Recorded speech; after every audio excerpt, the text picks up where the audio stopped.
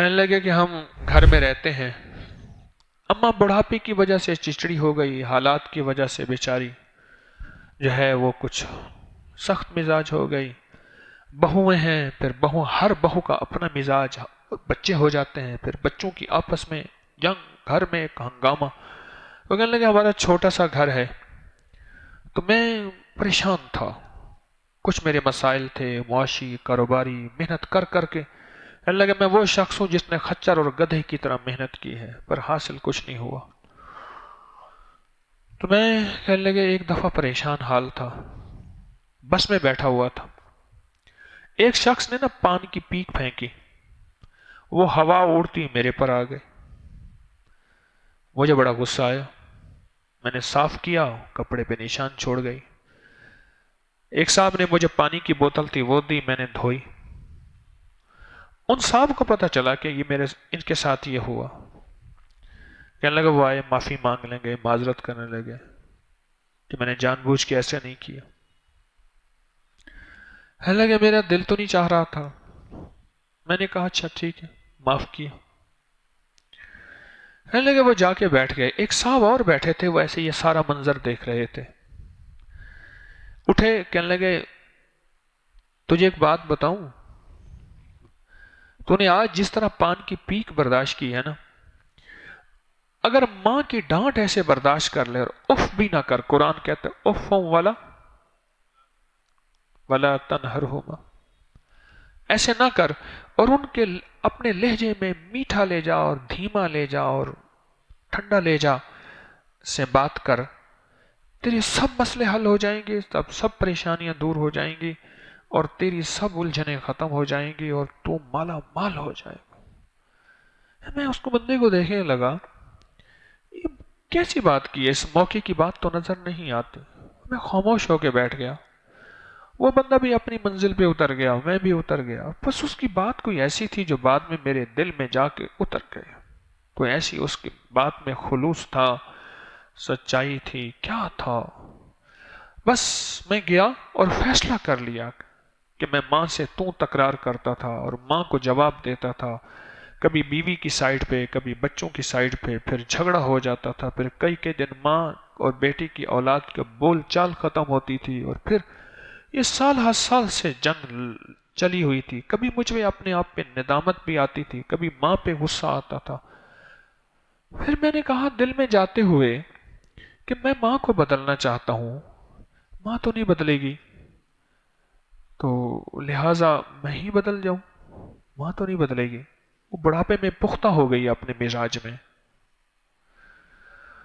کہنے لگے اس پان کی پیک پہ پان کی تھوک کا معاف کرنا، درگزر کرنا کوئی ایسا کام آیا کہ بس میری زندگی بدل گئی، اور کہا میں نے اپنے آپ کو بدلنا ہے، اور میں نے اپنے آپ کو بدل دیا ہے۔ جب اس دفعہ گھر میں گیا تو میں کچھ اور تھا، گھر میں جاتے ہی پھر وہی ہنگامہ، تیری بیوی نے یہ کہہ دیا، بچوں نے یہ کہہ دیا، بیوی کہے تیری ماں نے یہ کہہ دیا، وہ کہے یہ کہہ دیا، کہا کہ میرے منہ سے میٹھے بول، میٹھا لے جا، دھیمی بات، اور ایسے انداز سے میں نے بات کی، پہلے تو دونوں حیران تھے، پھر انہوں نے کہا شاید یہ آج کوئی خوش آیا اپنے دوستوں سے، اس لیے کوئی سڑا ہوا نہیں آیا۔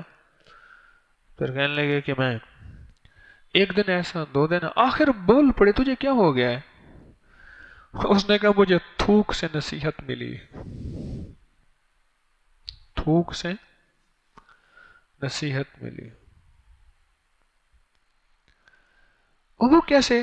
اس نے کہا ایسے میں بس میں بیٹھا ہوا تھا اور ایک صاحب نے ایسے پان سے تھوکا اور میرے کپڑے پہ آ گیا، اور وہ بیچارہ مجھ سے معذرت کرنے لگا، دوسرا بندہ تھا اس نے بوتل دی، پانی دھو دیا، میں نے وہ اوپر سے معاف کر دیا، دل تو نہیں چاہتا تھا۔ ایک کوئی اللہ والے بیٹھے تھے، دانا آدمی، انہوں نے مجھے یہ نصیحت کر دی، پتہ نہیں انہوں نے میرے دل کی اندر پڑھ لی تھی کیفیتیں، جذبے، اور انہوں نے مجھے نصیحت کر دی، اور پھر پتہ نہیں پھر کیا ہوا، میں خود بخود ہی بدل گیا، نہ چاہتے ہوئے۔ میں نے ان کی نصیحت پہ پہلے اعتراض بھی کیا کہ یہ کون سا موقع تھا اس بات کرنے کا، پھر میں خود ہی بدل گیا، اور جب میں خود بدل گیا تو بس. اور کہنے لگے واقعی اس دن کے بعد مجھے بخت لگ گیا. دولت، میرے مسائل حل ہوئے، میری مشکلیں دور ہوئیں، میری ناکامیاں ختم ہوئیں، میری الجھنیں. پھر میں نے اماں سے حال پوچھنا شروع کر دیا.